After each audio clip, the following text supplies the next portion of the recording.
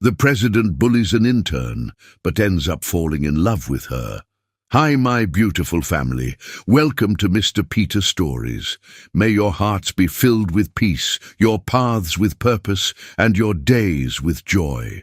Let's cherish every moment, for each day is a gift waiting to unfold. Today I want to share something close to my heart.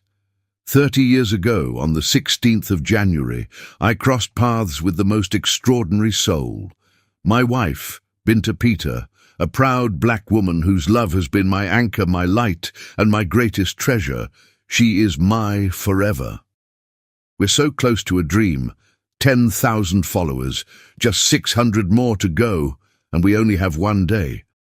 I believe in the magic of this community, in the kindness and strength you all share. Let's make it happen for her. Let's make her smile shine even brighter.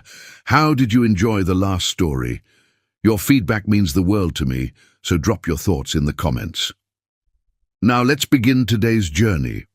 The West Wing corridors gleamed under the early morning light, their polished floors reflecting Megara Salome's determined stride as she followed the Secret Service agent toward her future. Her hand unconsciously smoothed the front of her charcoal grey suit, Prada, bought second-hand, but still carrying the weight of old money she didn't possess. The pearls at her throat, her mother's only inheritance, seemed to tighten with each step.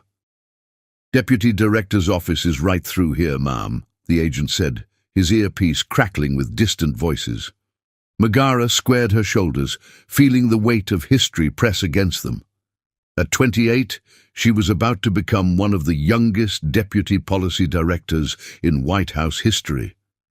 The fact that she was also one of the few black women to hold the position wasn't lost on her or anyone else. The path to this moment flashed through her mind. Nights spent studying by lamplight in her tiny Harvard dorm room, years of policy work that left her with paper cuts and purpose, the sudden call last week about her predecessor's resignation. Now, standing in the heart of American power, she felt both the crushing weight of expectations and the soaring lift of possibility. Her heels clicked against the floor, a steady rhythm that matched her heartbeat. The morning sun streamed through tall windows, casting long shadows across portraits of past presidents. Their painted eyes seemed to follow her progress, judging, measuring, wondering if she belonged. The agent stopped at a heavy wooden door. "Your office, Miss Salome. Senior staff meeting begins in 30 minutes. Room 208. Megara nodded, her hand hesitating for just a moment before grasping the brass handle. The door opened silently, revealing a space that still held traces of its previous occupant, a half-empty coffee mug, a forgotten hair tie, a stack of files marked "Urgent" in angry red letters. She set her leather briefcase, another carefully chosen piece, on the desk's smooth surface. The morning light caught the golden nameplate that already bore her credentials. Megara Salome, Deputy Policy Director. Her fingers traced the engraved letters, remembering her mother's voice. "Make them remember your name, baby girl. Make them say it right." A knock at the door interrupted her reverie. A young woman with copper hair and freckles poked her head in, her smile bright but nervous. "Ms. Salome, I'm Kate Matthews, your assistant. I've got your schedule for the day and the briefs for this morning's meeting with the president." Megara's heart skipped at those last words. President Declan Oscar. His reputation preceded him like a storm front. Brilliant but ruthless, a political prodigy who'd become the youngest president in U.S. history.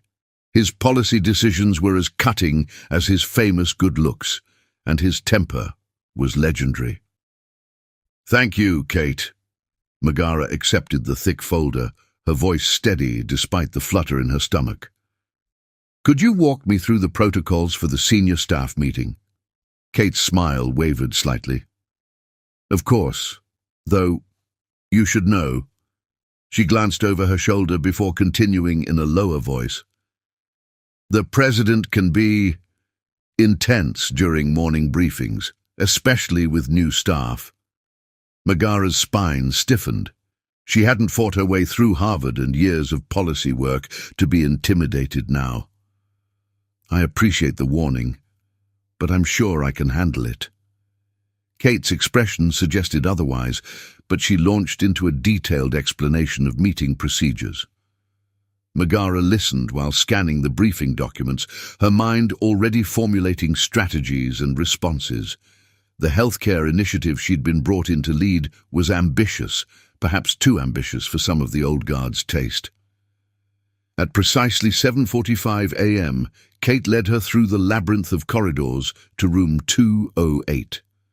The senior staff was already assembling, a sea of dark suits and power ties, their conversations a low murmur of political shorthand and inside jokes. A few heads turned as she entered, their gazes carrying varying degrees of curiosity and judgment.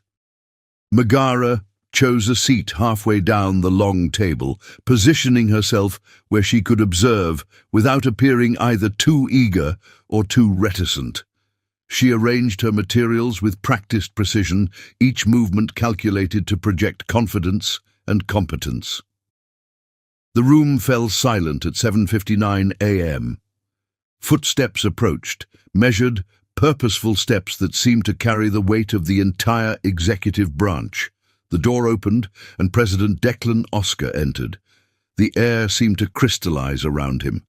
At 42, he cut an imposing figure, tall and broad-shouldered, with dark hair touched by silver at the temples. But it was his eyes that commanded attention, arctic blue and sharp as broken glass. They swept the room with military precision, cataloguing faces, detecting weakness. Those eyes found Megara, and the temperature seemed to drop 10 degrees. "I see we have a new face," he said, his voice carrying the refined edges of old money and older power.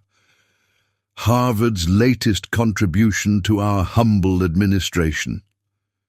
The words themselves were neutral, but his tone carried a subtle venom that made several staffers shift uncomfortably in their seats. Megara met his gaze steadily, refusing to flinch. "Megara Salome, Mr. President, Deputy Policy Director." "Ah, yes, our new healthcare expert." His smile didn't reach his eyes. "I suppose Harvard's standards have dropped considerably since my time there?" The room went absolutely still. Megara felt heat rise in her cheeks, but her voice remained cool and professional. "I wouldn't know about that, sir. I was too busy graduating summa cum laude and publishing policy papers to compare admission standards." A few staffers coughed to hide their reactions. The president's eyes narrowed fractionally, a predator recognizing unexpected resistance. "Well then, Ms. Salome, perhaps you'd like to begin by explaining the glaring oversights in your predecessor's healthcare proposal, the one currently gathering dust on my desk." It was a trap. She hadn't been given access to her predecessor's work yet. But Megara had spent the weekend memorizing every public statement, every leaked memo, every policy point that had made it to the press. "Of course, Mr. President," she opened her folder with steady hands. "The proposal fails to address three critical areas: rural healthcare access, prescription drug pricing reform, and preventative care incentives. Additionally, the funding mechanisms rely too heavily on state cooperation without providing adequate federal oversight." She launched into a detailed analysis, her words precise and backed by data. The room's attention shifted, surprise and reluctant respect replacing the earlier skepticism. The president's expression remained impassive, but something flickered in those cold eyes. Annoyance? Interest? Challenge? For the next 2 hours, he questioned her relentlessly on every aspect of healthcare policy. Each answer she gave was met with another question. Each point she made was challenged.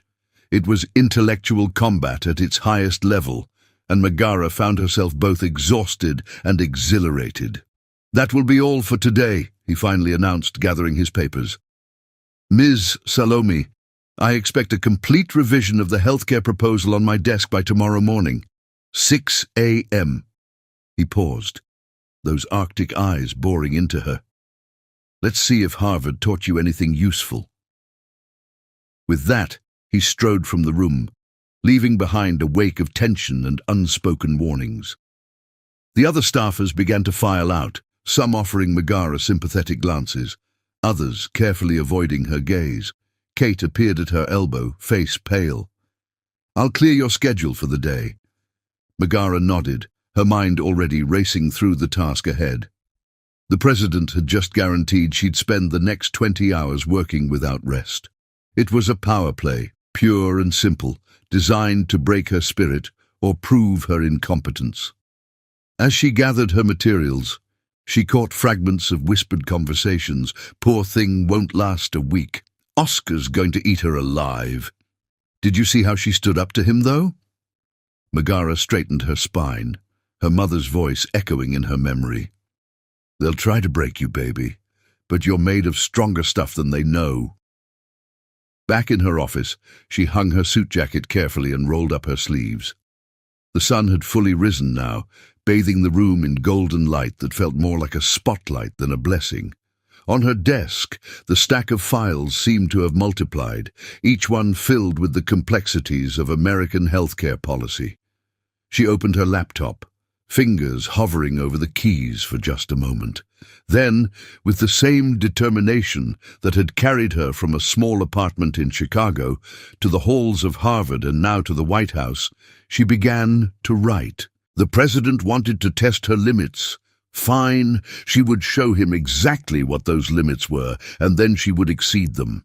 Outside her window, Washington continued its eternal dance of power and politics. Inside, Megara Salome prepared for war. Chapter 2. Sharp Edges. Dawn painted the Washington Monument in shades of gold as Megara made her way through the West Wing's quiet corridors, her heels clicking softly against the polished floors. After yesterday's confrontational meeting, she'd spent the night in her Georgetown apartment revising the healthcare proposal, fueled by determination and enough coffee to power a small city. The halls still held that peculiar early-morning emptiness that made the White House feel more like a museum than the center of global power. She passed the portrait of FDR, remembering how he too had hidden his condition from the public while changing the nation. A noise from the Oval Office interrupted her thoughts, the sound of something falling, followed by muffled cursing. The door was slightly ajar, offering a glimpse of President Oscar picking up a fallen water glass, his hands shaking so badly that water had splashed across his impeccable suit. She watched, frozen, as he pressed his palms flat against the historic Resolute desk, breathing deeply, clearly fighting for control. His face, usually masked in aristocratic indifference, showed raw frustration and something that looked suspiciously like fear. Dr. Mitchell appeared suddenly, brushing past her with a well-worn medical bag. "Another episode, Mr. President?" "I'm fine." Declan's voice carried that edge of steel she was beginning to recognize, though it couldn't quite mask the underlying strain. "The medication isn't working as well as it should be." The doctor's tone was grave as he prepared what looked like an injection. 18 months since diagnosis, and the progression is accelerating. We need to consider more aggressive treatment options. "What we need to consider," Declan cut in sharply, though Megara noticed he didn't resist the injection, "is the healthcare proposal on my desk. Leave the meds. I have a meeting." She retreated quickly, her mind racing to process what she'd witnessed. 18 months since diagnosis, progression accelerating. The pieces started forming a puzzle she wasn't sure she wanted to solve. It explained so much: his legendary temper, the punishing work schedule, the desperate push for healthcare reform. The morning senior staff meeting found her in the Roosevelt room, watching Declan systematically dismantle another staff member's economic projections. His hands were steady now, whatever medication Dr. Mitchell had administered clearly taking effect. But she noticed things she hadn't before, the slight pallor under his carefully maintained tan, the way he leaned on the podium for support when he thought no one was watching, the tension in his jaw that spoke of hidden pain. "Miss Salome." His voice snapped her out of her observations, those Arctic eyes fixing on her with laser intensity. "Since you seem so fascinated by my presentation style, perhaps you'd like to share your revisions to the healthcare proposal." She stood, refusing to be intimidated. "Certainly, Mr. President." Moving to the podium, she heard him inhale sharply, a tiny sound of pain he couldn't quite suppress. Without missing a beat, she deliberately dropped her papers, buying him time to compose himself while she gathered them. The look he gave her was unreadable, but something flickered in those cold eyes. Recognition, perhaps, or surprise at her subtle assistance. For the next hour, they engaged in what felt like intellectual combat at its highest level. Every point she made was challenged, every solution questioned, but she began to notice a pattern. His criticisms, though still cutting, pushed her thinking in new directions. When she defended rural healthcare access, he forced her to consider implementation challenges. When she proposed insurance reforms, he made her examine market implications. "Your funding mechanisms are innovative," he admitted at one point, "but have you considered the impact on smaller hospitals' operating costs?" She had, and launched into a detailed analysis that actually made him lean forward with interest. He wasn't just attacking, he was testing, probing, almost teaching. "Your rural healthcare access plan," he said finally, shuffling papers in a way that didn't quite hide a tremor, "needs more detail on implementation timelines, but—" He paused, and for a moment something like approval flickered in those Arctic eyes. "The framework is solid. The approach to community health centers is particularly thorough." Coming from him, it was practically a standing ovation. As the meeting ended and staff filed out, she lingered, organizing her notes. Through the open door, she heard Dr. Mitchell's voice in the hallway, speaking urgently to the vice president. "The experimental treatments aren't working as hoped. The nerve degeneration is progressing faster than we anticipated. At this rate, he has maybe 2 years before total incapacitation. He's pushing himself too hard, Jack. These 18-hour days, the constant stress." "Try telling him that," Warner responded grimly. "You know how he is when anyone suggests slowing down."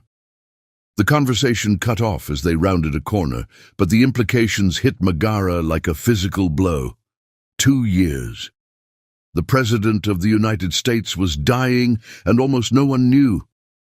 "Did you need something, Miss Salome?" She turned to find Declan watching her, his expression guarded, but with an undercurrent of something else. Resignation, perhaps, or challenge. Up close, she could see the toll whatever illness plagued him was taking, subtle signs hidden beneath his powerful presence. "Yes, sir. About the implementation timelines." She hesitated, then added softly, "Some things can't wait for perfect conditions. Sometimes we have to act with the time we have." Something flickered in his eyes, recognition that she might have overheard, might understand more than she should. For a moment the mask slipped, showing a glimpse of the man beneath the presidency, the human beneath the power. He opened his mouth as if to say something, then seemed to think better of it. Then Kate appeared with urgent messages about a developing situation in Eastern Europe, and the moment shattered. But something had changed, subtle but significant. The next few weeks fell into a pattern. Every proposal she submitted was met with impossible demands for revision. Every success was acknowledged with faint praise, wrapped in criticism. But underneath their professional battles, something else was developing, an unspoken understanding, a grudging respect. She learned to read the signs of his bad days, the way his right hand would curl into a fist when tremors threatened, how his voice would take on a sharper edge when fighting pain, The slight hesitation before standing, that meant his balance was off. She began to subtly adjust meetings and presentations to accommodate these moments without drawing attention, moving papers closer when his reach was unsteady, creating natural breaks when she saw fatigue setting in, positioning herself to provide subtle support if needed. He, in turn, began to rely on her strategic mind. Their late-night policy sessions became a blend of intellectual sparring and collaborative problem-solving. She noticed he was sharper in the evenings, the day's medications wearing off, leaving him somehow more real, more human, even as his symptoms became harder to hide. One particularly late evening, working in her office, she received an urgent message from Agent Thompson, head of Declan's Secret Service detail. The text was brief but loaded with significance. Medical emergency in the Oval. Dr. Mitchell requests your presence. Discreetly. Her heart pounding, she made her way through the silent corridors. She found Declan sitting in his chair, face grey with pain, as Dr. Mitchell administered an injection. The president's usual immaculate appearance was dishevelled, his tie loose, hair damp with sweat. "Stubborn fool wouldn't let me call anyone else," the doctor muttered, packing away his medical supplies. "Said you'd understand the need for discretion. Said you'd know how to handle any policy questions if he's indisposed." "I do." She moved to Declan's side, instinctively taking his trembling hand. He gripped back with surprising strength, though she could feel the tremors running through him. "The experimental treatment failed," he said through clenched teeth, arctic eyes clouded with pain, but still sharp with intelligence. "We'll need to accelerate the healthcare reforms. Time's running short. Then we'll work faster." She met his gaze steadily. "Some battles can't wait." He studied her face with an intensity that made her breath catch. "Why aren't you afraid of me like everyone else? Why don't you run when things get difficult?" "Because I see you," she answered simply. "Not just the president, but the man fighting battles no one else knows about. The leader pushing for change while racing against time." She paused, then added softly, "The human being behind the power." Something shifted between them in that moment, a fundamental change in how they saw each other. He wasn't just the tyrannical president, and she wasn't just the defiant new deputy director. They were two people united by purpose, understanding, and a growing connection neither was ready to name. "Stay," he said quietly as Dr. Mitchell left. "Help me finish the healthcare funding analysis, if you're willing." She stayed. They worked through the night, his color gradually improving as the medication took effect. She pretended not to notice how he sometimes had to stop and close his eyes against pain, just as he pretended not to notice how she quietly moved, things within easier reach.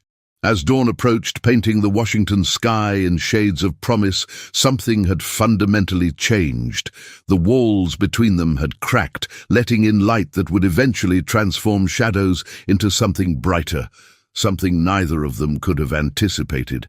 Outside the White House windows, Washington stirred to life, unaware that in the nation's most powerful office, two hearts were beginning to beat in dangerous synchronicity, and a journey that would change both their lives had truly begun. Megara gathered her papers as the day shift began arriving, watching Declan transform back into the formidable President Oscar. But now she knew what lay beneath the power and the pride, a man racing against time, fighting not just for his legacy, but for real change. "Ms. Salome," he called as she reached the door. When she turned, his face was unreadable, but his eyes held something new. "Thank you," she nodded, understanding all he wasn't saying. "Of course, Mr. President. The games would continue, the battles would rage on. But now they had an ally in each other, and in the quiet moments between night and day, something else was growing, something that would eventually challenge every boundary they'd built and every rule they'd sworn to follow. Chapter 3. Breaking Points. The healthcare policy meeting had gone nuclear. Rain lashed against the Roosevelt room windows as President Oscar systematically dismantled Megara's latest proposal, his Arctic eyes flashing with an intensity that made even seasoned staffers flinch. Perhaps, his voice carried that lethal edge she'd come to recognize as masking pain, you could explain how you expect rural hospitals to implement these changes without bankrupting themselves in the first quarter. But something was off.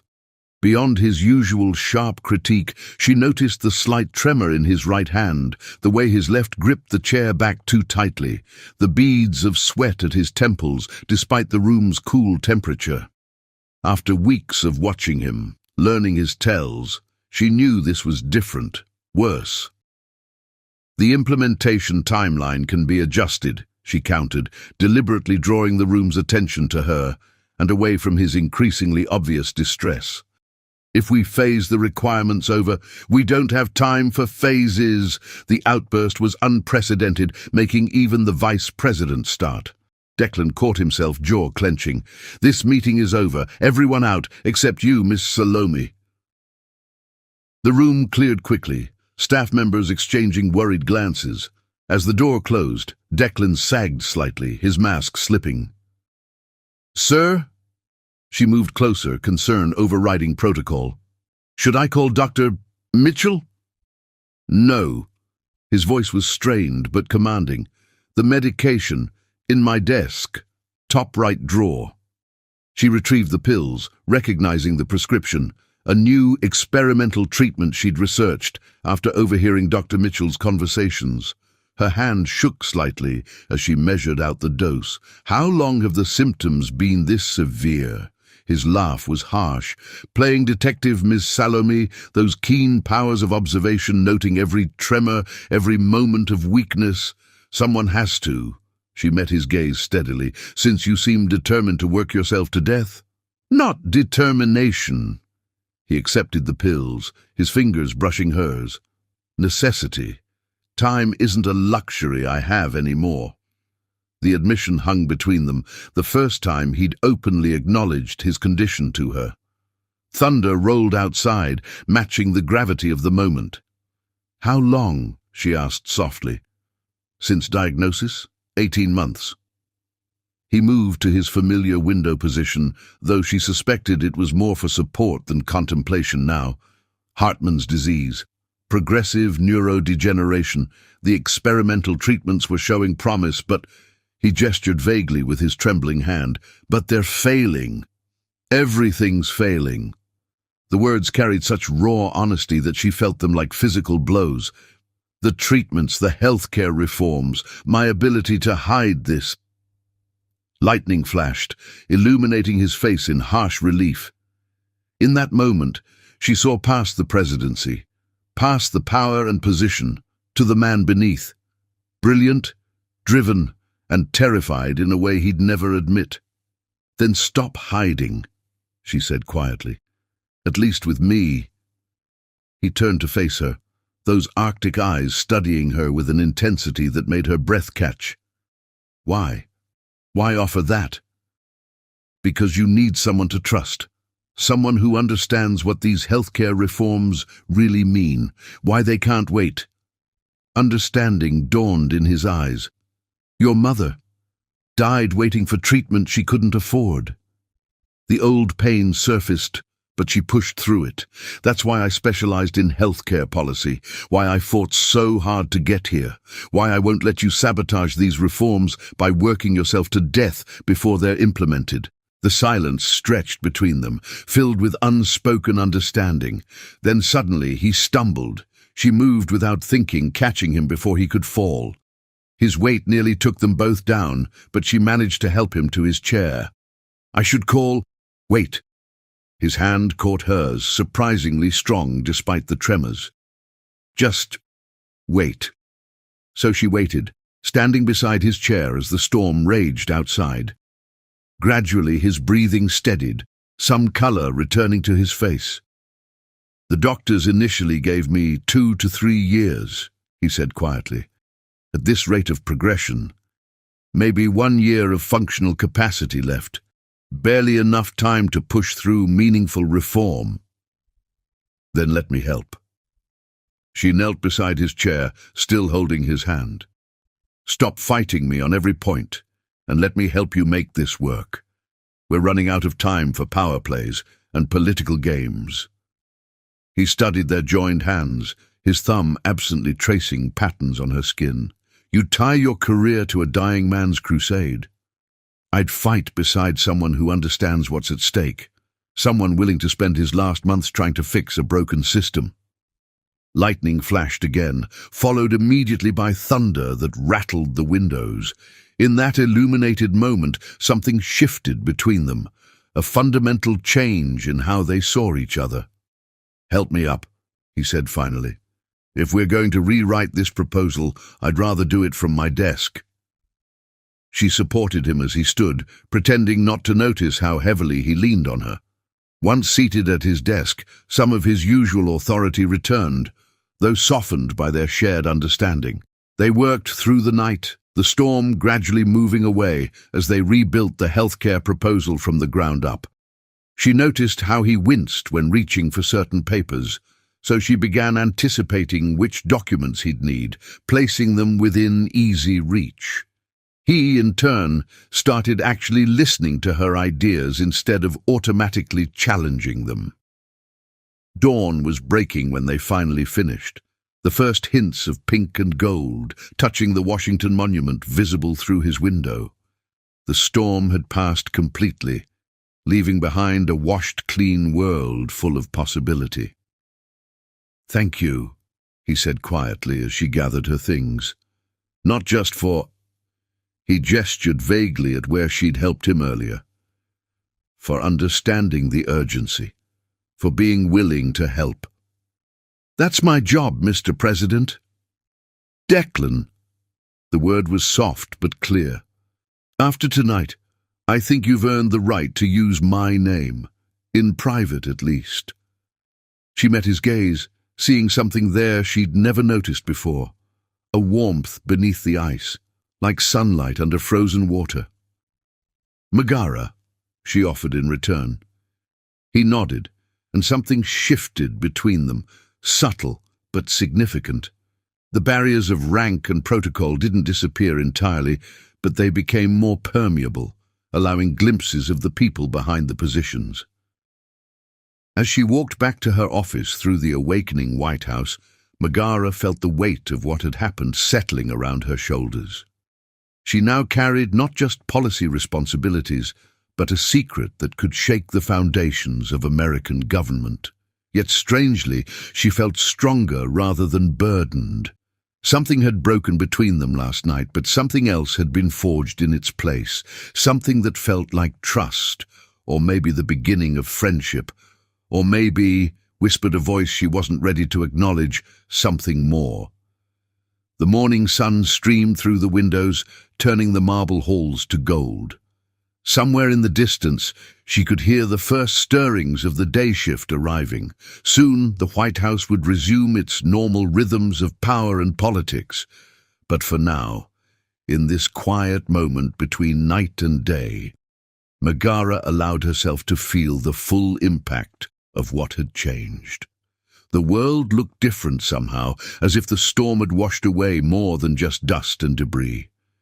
She touched the place on her wrist where his hand had gripped it, remembering the desperation in that touch, the vulnerability in those Arctic eyes, the way he'd said her name. Changes were coming. She could feel it. Like the air after a storm, everything felt charged with possibility. And somewhere deep inside, in a place she didn't dare examine too closely, something else was changing too. Something that felt dangerous and exhilarating and terrifying all at once. The game had changed, the rules rewritten, and Megara Salome, who had always played by the book, suddenly found herself in uncharted territory. But that was a problem for another day. Right now, she had work to do. Chapter 4. Fault Lines. A week after the storm, the White House hummed with its usual energy, but for Megara, everything had changed. The weight of Declan's secret colored every interaction, every meeting, every shared glance across the conference table. His illness remained hidden and from public view, but she could see it now, in the slight tremor of his hands during long meetings, in the way he sometimes gripped his desk when standing, in the shadows that flickered behind his Arctic eyes. Morning sunlight streamed through the high windows of the Roosevelt Room as senior staff gathered for the daily briefing. Megara sat in her usual spot, watching Declan command the room with his characteristic authority. If others noticed anything different about him, they didn't show it. "The healthcare initiative," he was saying, his voice strong and steady, "needs to be our primary focus for the next quarter. Ms. Salome, walk us through the changes." She stood, feeling the weight of every gaze in the room. The dynamics had shifted subtly since their late-night collaboration. Where once there had been open hostility, now there was something else, a kind of measured respect that made others take notice. "Thank you, Mr. President." She launched into her presentation, the words flowing naturally after countless hours of preparation. As she spoke, she noticed how he listened, really listened, his blue eyes focused intently on her words, rather than searching for weaknesses to exploit. The meeting proceeded smoothly, until Marcus Chen, the communications director, raised an objection about the rural healthcare timeline. "With all due respect," he said, his tone suggesting anything but, "this implementation schedule is incredibly aggressive. We're talking about restructuring the entire rural healthcare system in 18 months. It's not realistic." Before Megara could respond, Declan cut in. "The timeline stays as is." His voice carried the weight of absolute authority, but she caught the slight tension in his jaw, pain carefully masked. "Mr. President," Marcus persisted, "the political fallout is less important than getting this right." Declan stood, using the movement to disguise a moment of unsteadiness that only Megara seemed to notice. "Ms. Salome has done extensive research on implementation feasibility. I suggest you review her data before raising further objections." The room fell silent. Surprised by his decisive support of her position, Megara kept her expression neutral, though her heart raced at this public display of trust. After the meeting, she lingered, organizing her papers until the room cleared. Only then did she approach his chair. "You didn't have to do that," she said quietly. "Do what?" "Support solid policy." He remained seated, and she pretended not to notice how his knuckles whitened on the armrest. "Your research is sound, your timeline aggressive but achievable. It deserved to be defended." Still, she perched on the edge of the conference table, close enough to speak privately but maintaining professional distance. "Thank you." He looked up at her then, those blue eyes softening slightly. "How are you handling it?" "Handling what?" "Knowing." The word hung between them, heavy with implication. "Being one of 3 people who know the leader of the free world is—" He trailed off, unwilling or unable to finish the sentence.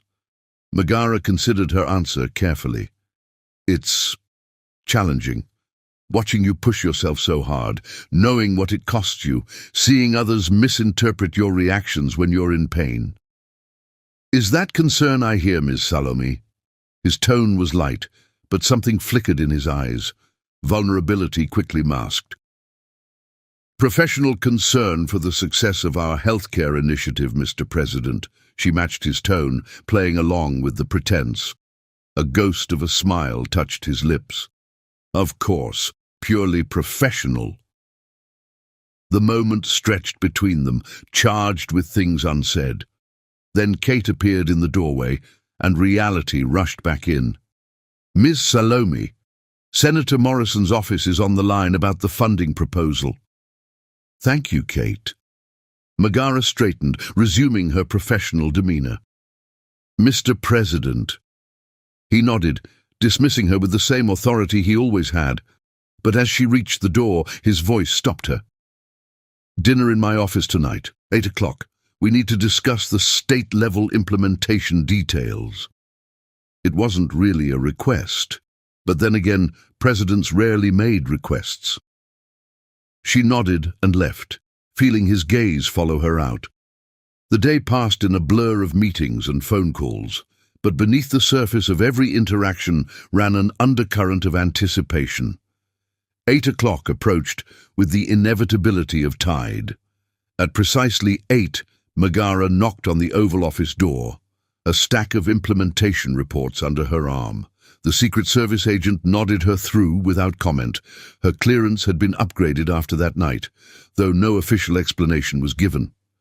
Declan sat not at his desk, but on one of the sofas, his tie loosened, jacket draped over a chair. A small table had been set up with covered plates and what looked like sparkling water in wine glasses. "Come in," he said, gesturing to the other sofa. "I hope you like Italian." She set her reports aside and sat, taking in the unusual setting. "I wasn't expecting actual dinner when you said dinner meeting. Even presidents have to eat." He removed the covers, revealing perfectly prepared pasta dishes. "And discussions like this go better with food." As they ate, they talked policy, state funding mechanisms, implementation timelines, political strategies.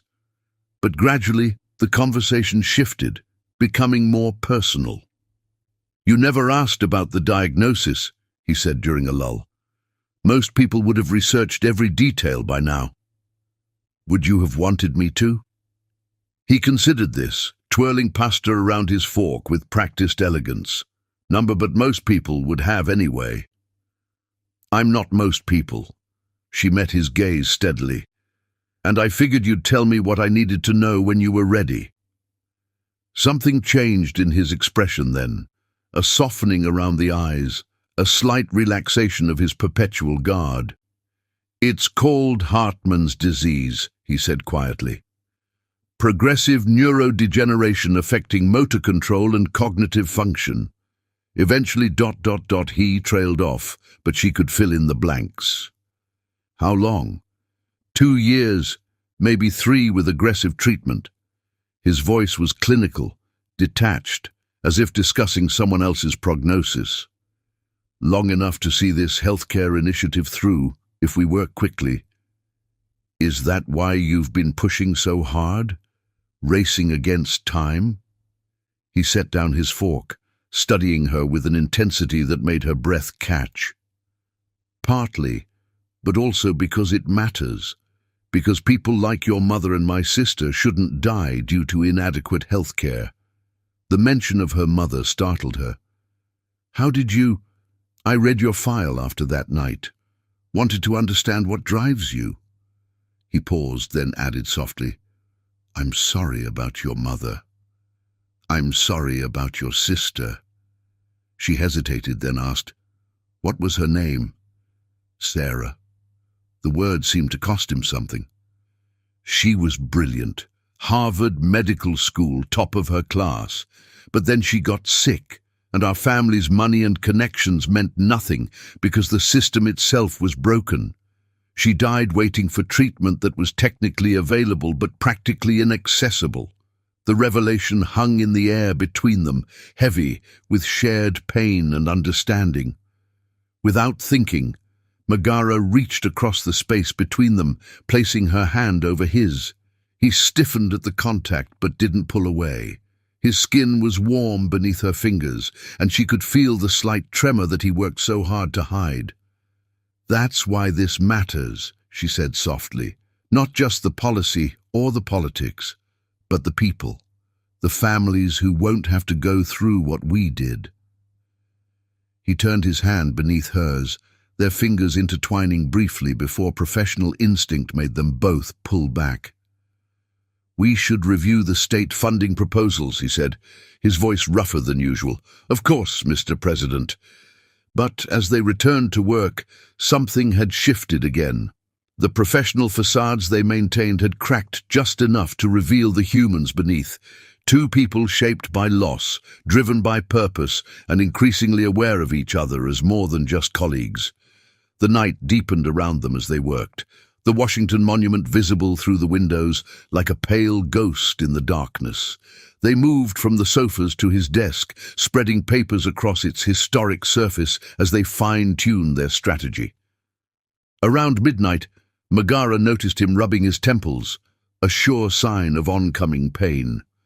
"We should stop for tonight," she said gently. "There's more to do. There's always more to do, but you need rest."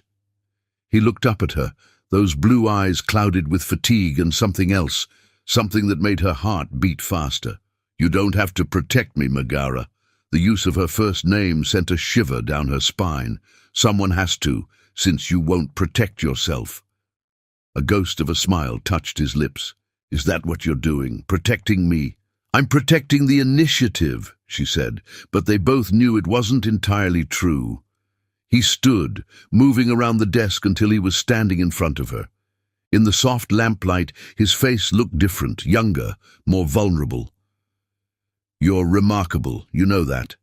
His voice was soft, almost wondering. "I've thrown everything I could at you, and you've not only survived, but thrived. You've turned my worst criticisms into improvements, my obstacles into opportunities. I had a good teacher," she said, trying to lighten the suddenly heavy atmosphere, even if his teaching methods were somewhat brutal. He laughed then, a real laugh, warm and genuine. The sound transformed his face, and for a moment she glimpsed the man he might have been without the weight of the presidency and terminal illness. "Go home," he said finally. "Get some rest. We have a big day tomorrow." She gathered her things, hyper-aware of his presence as he walked her to the door. At the threshold, she turned back. "Declan?" The name felt foreign on her tongue, but right somehow. "Thank you for trusting me, with all of it." He looked at her for a long moment, his expression unreadable. Then, very softly, he said, "Thank you for being trustworthy." The words followed her through the empty corridors of the White House, echoing in her mind as she drove home through the quiet Washington streets. Something was happening between them, something that transcended professional collaboration or even friendship. It should have frightened her. It should have sent her running in the opposite direction.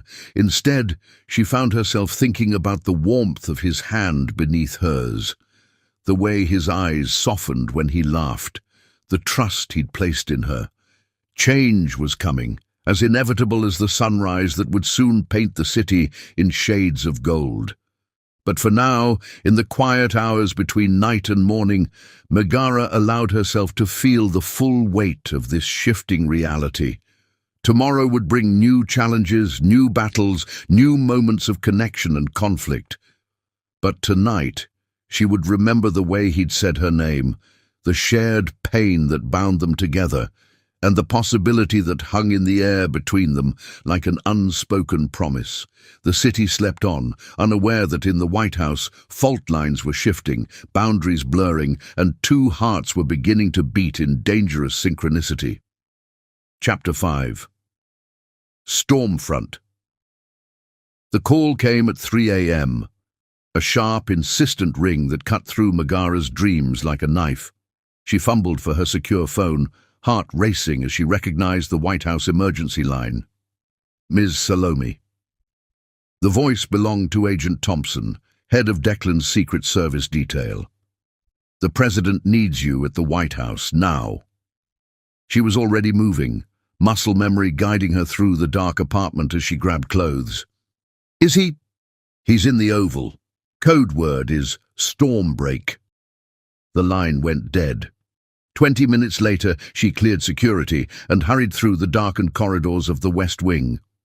The usual bustle of the White House was reduced to a skeleton crew, agents at their posts, a few bleary-eyed staffers monitoring global situations. She found him standing at the window behind his desk, silhouetted against the city lights. His posture was rigid, hands clasped behind his back with military precision. "Mr. President?" He turned, and she caught her breath. His face was drawn with pain and exhaustion, but his eyes burned with an intensity that made her shiver. "St. Joseph's Hospital in Kansas City just declared bankruptcy," he said without preamble. "They're shutting down their emergency services at dawn. 300,000 people will lose their primary emergency care provider." Understanding dawned. This was exactly the kind of healthcare crisis their initiative was designed to prevent. "How many other rural hospitals are at risk?" 17. He moved to his desk, revealing spread papers and multiple laptops displaying data, all in critical service areas, all on the brink of collapse. She stepped closer, scanning the numbers. The situation was worse than they'd anticipated, much worse. "We need to move up the timeline," he said, his voice tight with suppressed emotion. "We can't wait for the full legislative process. You're talking about executive action. I'm talking about saving lives." He turned to face her fully, and she saw the cost of this night written in the lines around his eyes.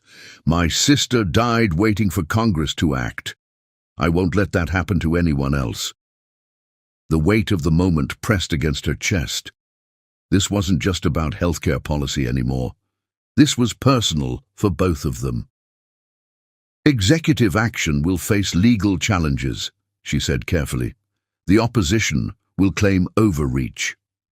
Let them." His voice carried the edge of steel she remembered from their early confrontations. "I'd rather fight in court than watch more hospitals close." She studied him, noting the slight tremor in his right hand that he tried to hide by gripping the desk. The medication wasn't working as well as it had been. "When was your last dose?" His jaw tightened. "That's not relevant to—" "It's relevant if you're about to make decisions that will affect millions of lives." She met his gaze steadily. "When?" For a moment she thought he would pull rank, remind her of their respective positions. Instead, his shoulders sagged slightly. "Yesterday afternoon, I was distracted by the initial reports." Without a word, she crossed to the cabinet where she knew he kept his medication. The familiar bottle was there, along with a bottle of water. "Megara." His voice stopped her as she measured out the pills. "I can't afford to be foggy right now. The medication takes 30 minutes to reach full effect," she finished, "which gives us exactly enough time to review the hospital data properly before making any decisions." He accepted the pills with a ghost of a smile. Manipulative. Practical. She returned to the desk, spreading out the reports. "Now show me the numbers for the other 17 hospitals." They worked in focused silence for the next hour, breaking down financial data, patient statistics, and healthcare coverage gaps. As the medication took effect, she watched some of the tension ease from his shoulders, though the intensity in his eyes never wavered. "Look at this pattern," she said finally, pointing to a series of figures. "The hospitals aren't failing because of market forces. They're being systematically undercut by insurance company policies." Declan leaned in to study the data, bringing him close enough that she could smell his cologne, something expensive and subtle that made her pulse quicken. "Coordinated action," he murmured. "They're forcing closures to consolidate emergency services in urban centers, where they can charge higher rates." She turned to face him, suddenly aware of how close they were standing. "This isn't just a healthcare crisis, it's market manipulation." Their eyes met, and something electric passed between them. In that moment, they weren't president and advisor. They were partners, united in purpose and understanding. "Draft the executive order," he said softly. "Make it bulletproof." She nodded, already mentally composing the legal framework. But as she turned to move away, his hand caught her wrist, gentle but insistent. "Megara!" His voice was rough with emotion. "Thank you for coming when I called, for understanding why this matters." The touch of his fingers on her skin sent sparks of awareness through her body.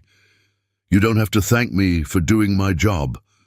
Is that what this is? Just your job?" The question hung in the air between them, heavy with implication. She looked up into those Arctic blue eyes and saw something that made her breath catch, vulnerability, need, and something deeper she wasn't ready to name. "You know it's not," she whispered. His thumb traced small circles on her wrist, each touch sending shivers up her arm. For a moment she thought he might pull her closer. Instead, he released her slowly, reluctantly. "We should get to work on that executive order." The spell broke, reality rushing back in. They were still in the Oval Office. He was still the president. She was still his advisor. The lines between them might be blurring, but they couldn't forget who they were, or what was at stake. Dawn found them still working, the executive order taking shape under their combined efforts. Outside, the city was waking up, unaware of the battle being waged in the quiet hours of morning. Kate arrived at 6, bringing coffee and concerned glances. Other staff began filtering in, drawn by the news of the hospital closure and rumors of executive action. "Coordinate with communications," Declan instructed as the room filled. "I want to get ahead of this story, frame it as what it is, a fight for American lives." Megara watched him shift seamlessly into his public role, the commanding presence, the decisive leader. Only she saw how he gripped his pen too tightly, how he used the desk for support when standing. The morning devolved into a blur of meetings and phone calls. Senators demanded explanations. Insurance company lobbyists made thinly veiled threats. Conservative pundits were already crying government overreach. Through it all, Declan remained unshakable, his Arctic eyes flashing with controlled fury as he defended their actions. But in quiet moments, when others weren't watching, she caught glimpses of the toll it was taking. Late afternoon found them back in the Oval Office, reviewing the final draft of the executive order. The room was quieter now, most of the staff dismissed to handle various aspects of the brewing storm. "You should rest," she said softly, watching him rub his temples. "The announcement isn't until tomorrow. Too much to do." But his voice was strained, the words slightly slurred, a warning sign she'd learned to recognize. "Declan." She moved to stand beside his chair. "You can't help anyone if you collapse again." He looked up at her, and the naked emotion in his eyes made her heart clench. "I can't stop. Not when we're so close. Not when people's lives depend on this." "Then let me help." She placed her hand over his where it rested on the desk. "That's why I'm here." The moment stretched between them, charged with everything they couldn't say. Then slowly, he turned his hand beneath hers, their fingers intertwining. "You've become dangerous," he murmured. "How so?" "You make me want to lean on someone. I can't afford that weakness." "It's not weakness to need people, Declan." He stood then, still holding her hand, bringing them face to face. In the fading afternoon light, his eyes seemed to hold all the shadows of their shared battles. "No," he said softly. "The weakness is in wanting more than I can have." Before she could respond, a knock at the door forced them apart. Marcus Chen entered with polling data, either not noticing or choosing to ignore the tension in the room. The rest of the evening passed in a whirlwind of preparation. By the time Megara left the White House, stars were visible above the city's glow. But as she drove home, she couldn't stop thinking about the way Declan's hand had felt in hers, the look in his eyes when he'd talked about weakness. Something was shifting between them, as unstoppable as the tide. Tomorrow would bring its own challenges, the executive order, the public reaction, the battles ahead. But tonight, in the quiet of her car, Megara finally admitted the truth she'd been trying to deny. She was falling in love with the President of the United States, and judging by the way he'd looked at her, she wasn't falling alone. The city lights blurred as she drove, each one a reminder of the lives they were fighting to protect, each one a star in the constellation of their shared purpose. The storm was coming, but maybe, just maybe, they would weather it together. Chapter 6. Hearts in Shadow. The executive order unleashed a firestorm. For 3 days, the White House had been under siege, metaphorically from the press and literally from protesters who lined Pennsylvania Avenue. Inside the West Wing, Megara hadn't left her office for more than a few hours at a time, coordinating responses to legal challenges and managing the implementation of emergency healthcare measures. It was nearing midnight when Kate appeared in her doorway, face drawn with exhaustion. "The president wants to see you in the Oval. He says it's urgent." Megara's heart jumped, though she kept her expression neutral. Since that moment in his office, since he'd held her hand and spoken of weakness, they'd maintained careful professional distance. The crisis demanded their full attention, but beneath every interaction ran an undercurrent of unresolved tension. She found him standing at the window, his familiar position when troubled. The television played silently in the background, showing footage of protesters outside failing hospitals.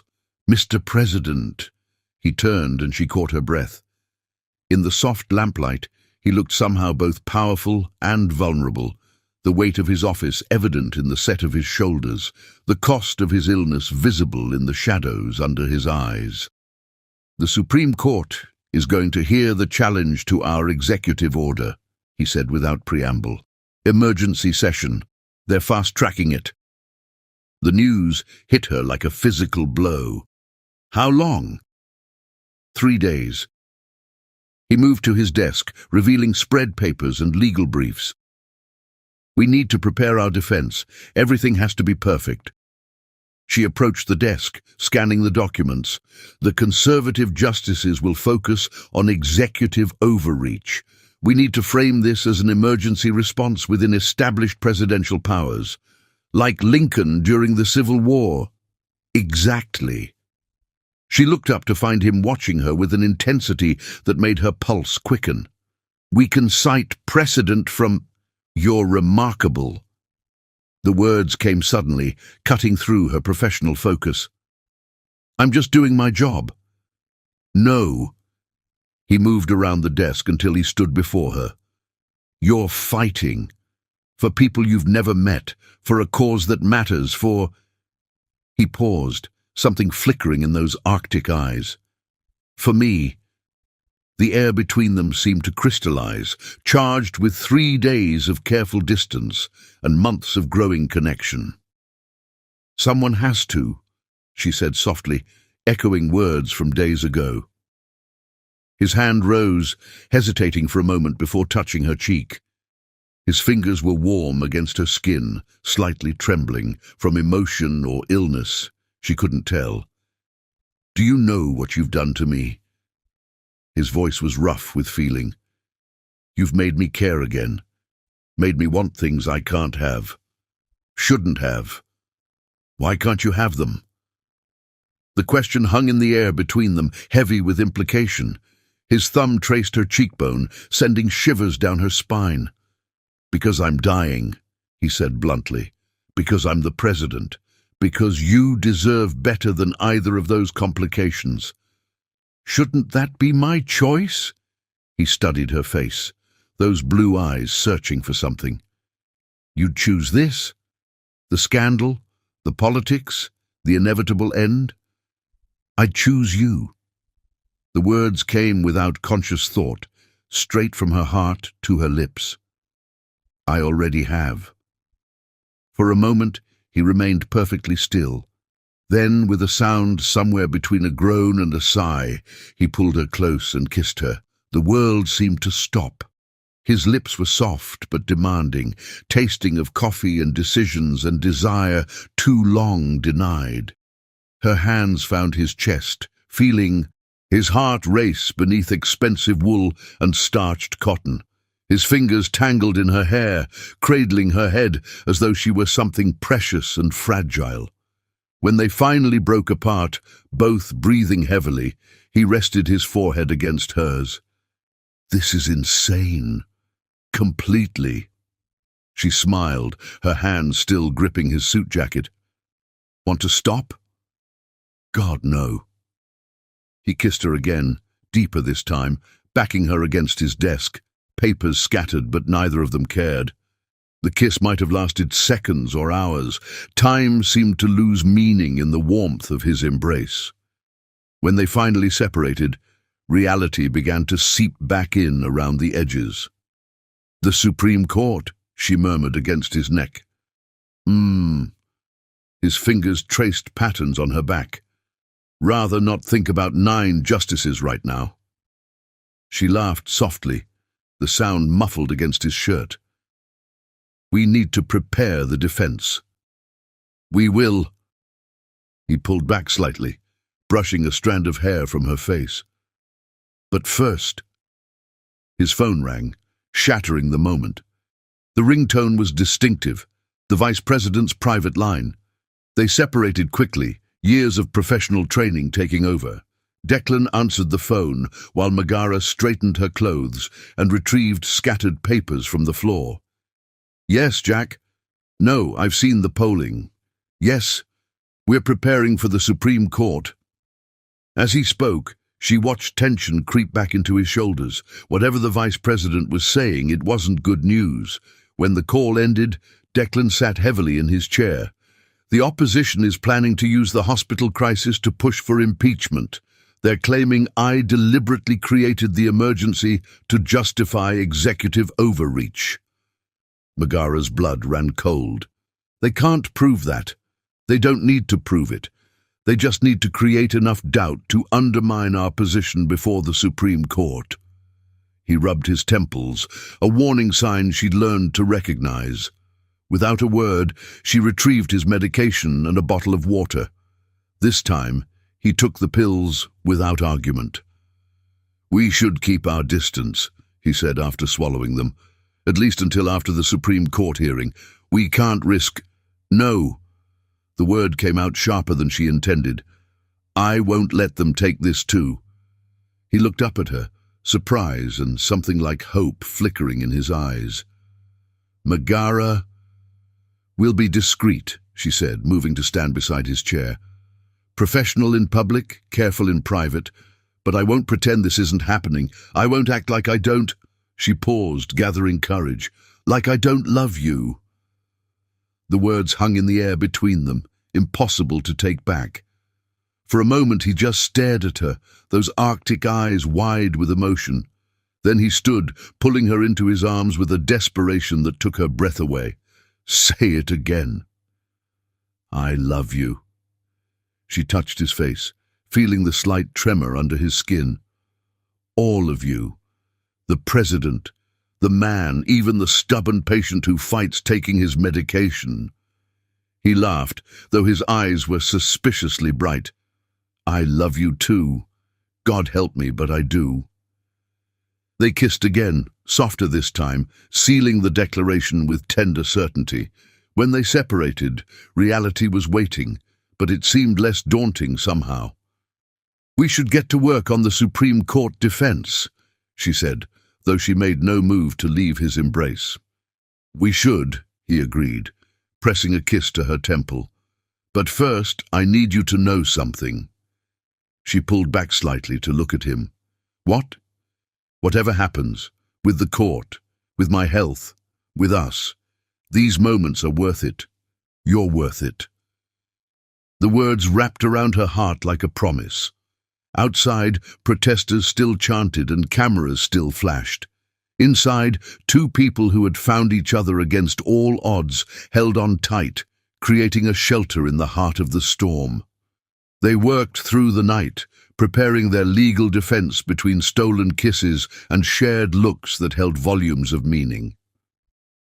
As dawn approached, Megara watched Declan deliver instructions to early arriving staff, marveling at how he could switch so seamlessly between private tenderness and public authority. The game had changed again, the stakes higher than ever. But as she sat in the morning briefing, feeling the phantom touch of his lips on hers, Megara knew they would face whatever came together. Let the storm rage. They had found their shelter in each other's hearts. The sun rose over Washington, painting the White House in shades of gold and promise. A new day was beginning, bringing with it challenges and battles and moments of joy stolen from the shadows. But for now, in the quiet of early morning, two hearts beat in perfect synchronicity, their owners bound together by love, purpose, and the courage to reach for happiness in the midst of chaos. The world would try to tear them apart. Politics, illness, duty, and circumstance would conspire against them. But in that moment, watching the sunrise paint Declan's face in gentle light, Megara knew some things were worth fighting for. Some things were worth any price. Chapter 7. Hidden Currents. The Supreme Court's decision came down like a thunderbolt, a narrow 5-4 victory upholding the executive order. Megara stood in the back of the Oval Office, watching Declan address the nation with the quiet authority that had first drawn her to him. His hands, she noticed, gripped the podium more tightly than usual, but only she and perhaps the Vice President would recognize the tell. "This ruling affirms what we've always known," he was saying, his voice strong and steady despite the tremors she knew he was fighting. "Healthcare is not a privilege for the wealthy few, but a fundamental right for all Americans. Today, we begin the work of ensuring that right." The cameras flashed, recording his triumph for posterity. None of them caught how he stumbled slightly when stepping away from the podium, or how smoothly Megara moved to steady him, making it look like nothing more than a casual adjustment of his papers. "Clear the room," she ordered once the cameras stopped rolling, her tone brooking no argument. The staff filed out, leaving them alone in the familiar confines of the Oval Office. "I'm fine," he said before she could speak, but his pale face betrayed him. "You're not." She locked the door and moved to the cabinet where she kept his backup medication. "You pushed too hard during the hearings." "We won." But he didn't resist when she guided him to sit on one of the sofas. "At what cost?" She measured out his pills with practiced care. "Dr. Mitchell says the stress is accelerating the progression." His hand covered hers as she offered the medication. "Worth it." "Not to me." The words came out sharper than intended, weighted with 3 weeks of watching him push himself to the brink. "Not if it means losing you sooner." Something softened in his eyes. He took the pills, then pulled her down beside him. "Come here." She went willingly into his embrace, breathing in the familiar scent of his cologne, mixed with something distinctly him. His arms were strong around her, though she could feel the slight tremor that never quite went away anymore. "I had an idea," he said after a moment, his voice thoughtful. "It's probably insane." "Most of your ideas are." She smiled against his chest. "Tell me anyway." He was quiet for so long she thought he might have changed his mind. Then, very softly, he said, "What would you think about having a child?" Megara went perfectly still. "What?" "I know it's crazy." His arms tightened slightly around her. "I know the timing is impossible, and the political fallout would be nuclear, and I won't be—" He swallowed hard. "I won't be here to help raise them. But I've been thinking about legacy lately, about leaving something behind besides policy changes and executive orders." She sat up to look at him, her heart pounding. "You're serious about this? Completely?" Those Arctic eyes held hers with characteristic intensity. "Doctor, Mitchell says we'd need to start fertility treatment soon, while it's still possible. But only if you want this. Only if you're ready for what it would mean." The magnitude of what he was suggesting washed over her. A child, their child. A piece of him that would live on after. She couldn't finish the thought. "The media would crucify us," she said, thinking out loud. "The opposition would use it to destroy everything we've built." "I know." His hand found hers, fingers intertwining. "But maybe that's not the only thing that matters. Before she could respond, a sharp knock at the door made them spring apart with well-practiced speed.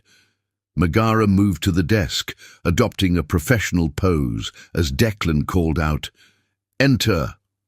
Marcus Chen burst in, his usually immaculate appearance slightly disheveled. "Mr. President, we have a situation. Senator Morrison is giving a press conference. He's claiming to have evidence that you knew about the hospital closures months in advance." The temperature in the room seemed to drop. Declan's face hardened into the mask of authority she'd first known him by. "What kind of evidence?" "Emails, supposedly, between your office and the insurance companies." Marcus glanced nervously at Megara. He's also hinting at other revelations. The implication was clear. Someone suspected their relationship. "Get me everything we have on Morrison's connections to the insurance lobby," Declan ordered, his voice carrying the edge of steel she remembered from their early confrontations, "and find out who's feeding him information." Marcus nodded and hurried out, leaving them in charged silence. "This changes things," Declan said quietly once they were alone again. "Does it?" She moved back to his side, determination replacing uncertainty. "Or does it just make the timing better?" He looked at her questioningly. "Think about it," she continued, the plan forming as she spoke. "They're going to come after us anyway. Why not give them something real to talk about? Something that shows you as human rather than calculating." "A baby." His voice held a mixture of hope and hesitation. "You're serious about this?" "I love you." She took his hand, feeling the tremors that spoke of his limited time.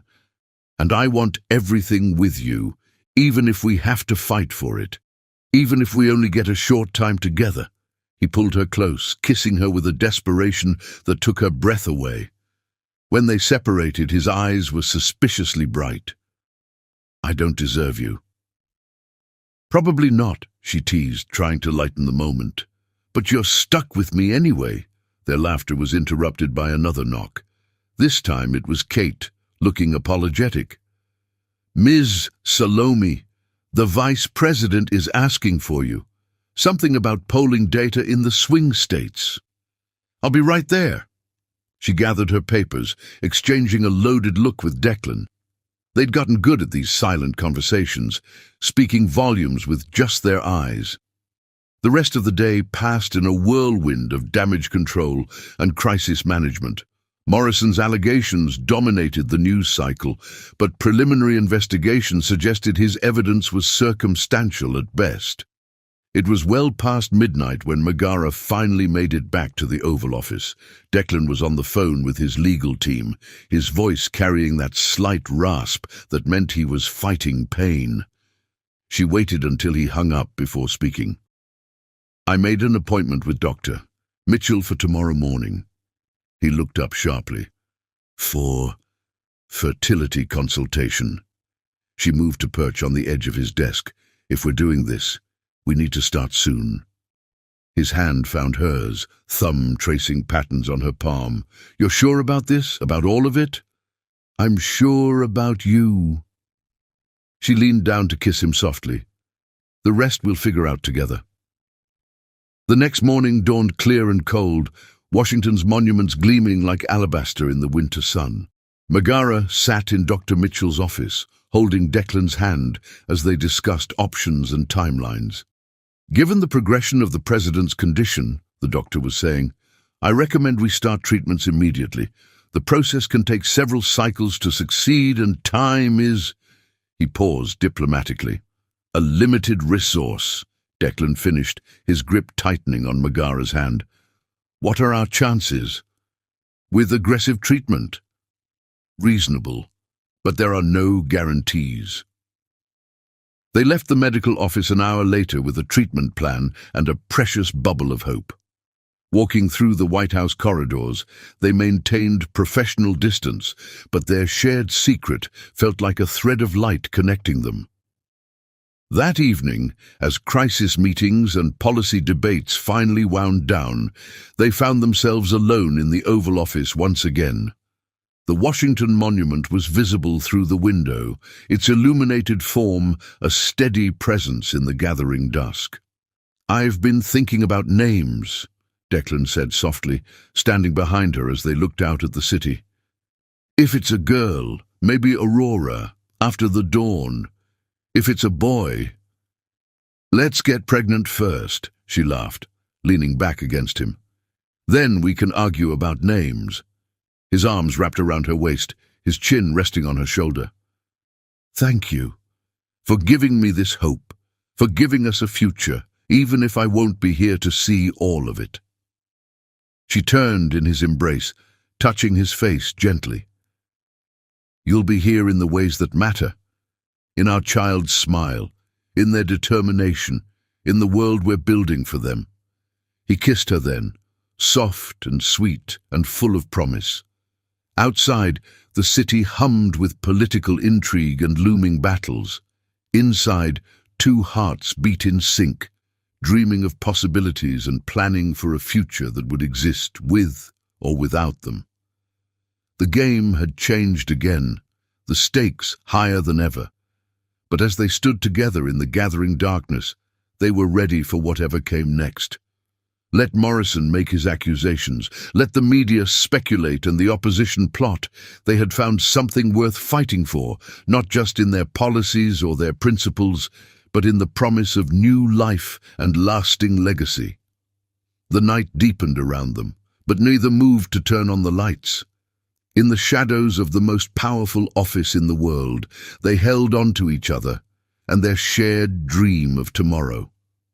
Some battles were worth any cost, some loves were worth any sacrifice, and some futures were worth fighting for, no matter what the odds. Chapter 8. Eye of the Hurricane. The fertility clinic's waiting room was deliberately nondescript, its beige walls and generic artwork designed to fade into the background. Megara sat alone, her heart pounding as she waited for results that would change everything.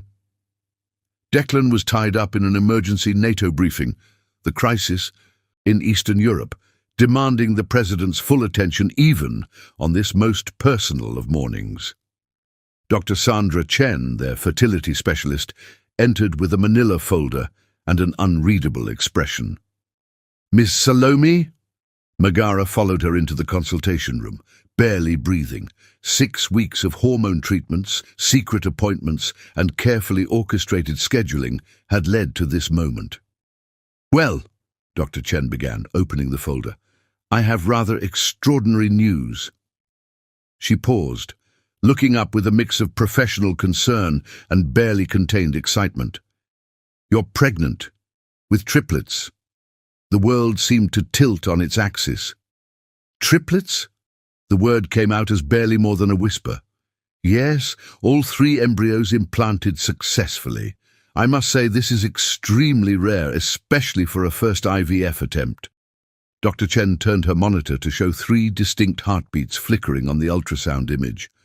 "All 3 fetuses appear healthy and well-positioned." Megara stared at the screen, her vision blurring with tears. 3 tiny lives, already defying the odds, just like their father. "The president," she started, then caught herself. "Their father, his condition won't affect the baby's health," Dr. Chen assured her. "Hartmann's disease isn't hereditary." However, her expression grew more serious. "A triplet pregnancy is automatically high risk. You'll need to scale back your work hours significantly." Work, the White House. Reality came crashing back in waves. "When can I tell him?" "Everything looks stable. Whenever you're ready." Dr. Chen smiled warmly. Though, given the unique circumstances, sooner might be better than later. Megara left the clinic in a daze, her Secret Service detail closing ranks around her as she slipped into the waiting car. 3 babies. They had wanted 1 miracle and gotten 3. Her phone buzzed, a message from Kate. Emergency meeting in the Oval. Morrison making new allegations. The timing couldn't have been worse. She arrived at the White House to find it in chaos. Staff members hurried through corridors with worried expressions, phones pressed to their ears. Marcus Chen intercepted her before she could reach the Oval Office. "Thank God you're here," he said, his face ashen. "It's bad, Megara. Really bad." "What's happening?" "Someone leaked your old journal to the press. The one from your first months here." The blood drained from her face. The journal. She'd forgotten about those early entries, written in moments of fury and frustration, when Declan's cutting remarks had left her raw and bleeding. How much did they release? Everything. Marcus handed her a tablet. "It's already trending." Her eyes scanned the headlines with growing horror. Revealed, White House insiders' scathing assessment of President. Cruel, tyrannical, heartless. Senior advisor's private thoughts on President Oscar. White House in crisis as personal journal reveals internal strife. The entries themselves were even worse. Every angry thought, every moment of pain and resentment laid bare for the world to see. Another day of His Imperial Majesty's reign of terror. Does he enjoy watching people crumble under his criticism, or is he just incapable of basic human decency? Sometimes I wonder if he has any heart at all behind those Arctic eyes. The way he dismissed the rural healthcare concerns today was almost sociopathic. I hate him. I hate his smug superiority, his cutting remarks, his complete disregard for anyone he deems beneath him, which is apparently everyone. Words written months ago, before she knew him, before she understood the man behind the mask, before she fell in love with both his strength and his vulnerability. "He's waiting for you," Marcus said quietly. "He's read them all." Megara walked to the Oval Office on legs that felt like lead. How could she tell him about the babies now, when her own words threatened to destroy everything they'd built? She found him standing at his usual window, his back military straight. The set of his shoulders told her everything about his emotional state. "Mr. President," she said softly, closing the door behind her, "did you mean it?" His voice was perfectly controlled, revealing nothing. "What you wrote about me being heartless, sociopathic. I wrote those words before I knew you." She moved closer, aching to touch him but knowing she couldn't. Not yet. "Before I understood why you push so hard, why you demand so much."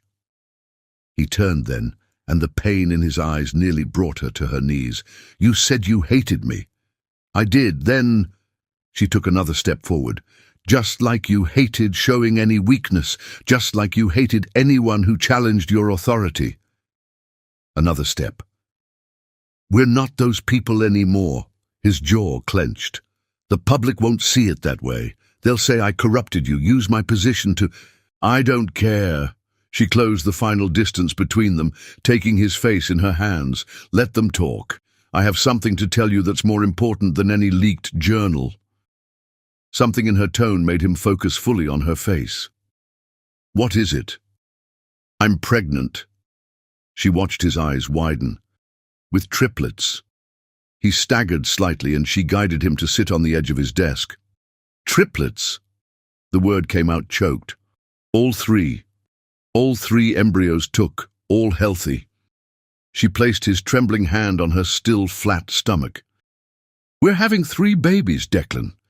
The transformation of his face was extraordinary. Joy broke through the pain like sunlight through storm clouds. He pulled her close, burying his face in her neck. 3 miracles, he whispered against her skin, when they said my condition might make conception impossible. A knock at the door forced them apart. Kate entered looking apologetic but urgent. "Mr. President, the press is demanding a statement about the journal, and there are rumors about Ms. Salome being seen at a fertility clinic." Declan straightened, his presidential mask sliding back into place, but his hand found Megara's, holding tight. "Schedule a press conference," he said, his voice steady. "It's time to tell the truth, all of it." "Sir?" Kate's eyes widened. "Are you sure? No more shadows." He looked at Megara, his eyes full of love and determination. No more hiding. The next hour was a blur of preparation. Communication staff drafted statements while legal reviewed potential ramifications. Through it all, Declan kept Megara close, as if afraid she might disappear. Finally, they stood together in the press briefing room, facing a sea of cameras and hungry eyes. Declan stepped to the podium, his presence commanding despite the slight tremor in his hands. "Good afternoon. I've called this press conference to address recent revelations and to share some personal news." He paused, his voice growing stronger. "The journal entries released today were written by someone who didn't know me. Someone who saw only the persona I cultivated as president. That person was right about many things. I was harsh, demanding, often cruel. But people can change. Love can change them." Murmurs rippled through the press corps as he continued. "Yes, I fell in love with my deputy policy director. Yes, we're expecting children, triplets in fact." Gasps and camera clicks filled the room. "And yes, I'm dying. I have a terminal condition that will take my life within 2 years, but these facts aren't scandals to be exposed. They're truths to be shared."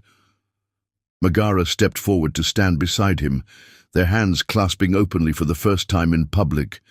The cameras went wild. "Ms. Salome's early impressions of me were accurate," Declan continued. "I was a man focused solely on power and legacy. She taught me there are more important things, like love, like family, like using the time we have to make real change." Questions erupted from the reporters, but Declan raised his hand for silence. "Judge us by our actions, not by words written in anger months ago. Judge us by the hospitals we've saved, the lives we've changed, the work we continue to do. As for our personal life..." He smiled down at Megara, his love evident for all to see. "Some things are worth any price." The press conference devolved into chaos after that, but they held firm together, answering questions with quiet dignity. When they finally escaped to the Oval Office, exhausted but unbowed, Declan pulled Megara into his arms. "3 babies," he murmured against her hair. "I never dreamed." "Believe it," she said, placing his hand on her stomach again. "They're fighters, like their father." "Like their mother," he corrected, kissing her softly. "The woman who wasn't afraid to call me heartless to my face." She laughed, despite the tears in her eyes. "I take it back. You have too much heart, if anything." Outside, the media storm raged. Their phones buzzed constantly with reactions and requests. The political landscape was shifting beneath their feet. But in that moment, holding each other in the quiet of the Oval Office, none of it mattered. They had weathered the exposure of past pain and emerged stronger. They had 3 tiny miracles growing beneath her heart. The future was uncertain, time was limited, but they would face it all together. No more shadows, no more hiding. Just love, purpose, and the promise of new life tripling their joy. Chapter 9. Truth and Consequences. The morning after their public revelation, the White House lawn bloomed with a sea of reporters and camera crews. Inside, Megara watched the coverage from Declan's private study, her hand resting unconsciously on her stomach. Presidential romance, a modern love story. Triplets in the White House, a historic pregnancy. Terminal diagnosis. President Oscar's battle against time. The headlines scrolled endlessly across every network. Some were sympathetic, painting their relationship as a tragic romance. Others were more cynical, suggesting political manipulation and questioning the timing of everything. "You should be resting," Declan's voice came from behind her. He moved to stand beside her chair, his hand finding her shoulder. "So should you," she countered, noting the shadows under his eyes. Neither of them had slept much. The door opened, admitting Kate with a stack of newspapers and polling data. "Sir, ma'am, you'll want to see these." The initial polling showed a surprising trend. While conservative outlets called for impeachment and traditional Republicans expressed outrage, the general public was largely supportive. Their honesty about Declan's condition, combined with the unexpected pregnancy, had humanized him in ways years of political maneuvering never had. "They're calling it the president's last love," Kate reported, handing them the Washington Post. "The healthcare initiatives are getting more attention too. People are connecting your personal story to the policy." "Of course they are," Declan mused, his thumb tracing circles on Megara's shoulder. "Nothing motivates healthcare reform like a dying president and a high-risk pregnancy." "Declan," Megara started, but he squeezed her shoulder gently. "It's okay. We might as well use it to our advantage." He turned to Kate. "Schedule a series of hospital visits. Let's show people exactly what we're fighting for." The next few weeks passed in a whirlwind of public appearances and private doctor's appointments. Megara's pregnancy became increasingly difficult to hide, her normally slim frame already showing signs of carrying triplets. Dr. Chen insisted on weekly checkups, concerned about the stress levels of a high-profile pregnancy. "Blood pressure's a bit high," she noted during one visit. "You need to reduce your workload." But reducing work wasn't simple when you were helping run the country. The healthcare initiative was entering its critical phase, with implementation deadlines looming and opposition mounting in Congress. One afternoon, during a particularly heated Senate committee meeting, Megara felt a sharp pain that made her gasp. Declan, who had been testifying about healthcare funding, stopped mid-sentence. "Clear the room," he ordered, his voice brooking no argument. Once they were alone, he was at her side instantly. "What's wrong?" "Just cramping," she assured him, though her face was pale. "Dr. Chen said it's normal with triplets." He wasn't convinced. "We're going to the hospital. We can't just leave a Senate hearing. Watch me." Within minutes, his security detail had orchestrated their exit. The media went wild with speculation, but Declan remained focused solely on Megara as doctors ran tests and checked on the babies. "Everything looks stable," Dr. Chen assured them later.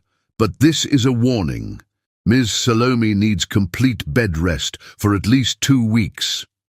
Declan's face set in familiar lines of determination. "Done." "We have the healthcare vote coming up," Megara protested. "The implementation timeline can be handled by others." He took her hand, his voice softening. "Please, Megara. For them. For me." She looked at him then. Really looked. Behind the mask of presidential authority, she saw fear, raw and deep. He'd already lost his sister to a broken healthcare system. The thought of losing her or their babies. "Okay," she whispered. 2 weeks. The next day, the White House announced that Deputy Policy Director Megara Salome would be taking medical leave due to pregnancy complications. The press exploded with theories and concerns, but for once they didn't care about the coverage.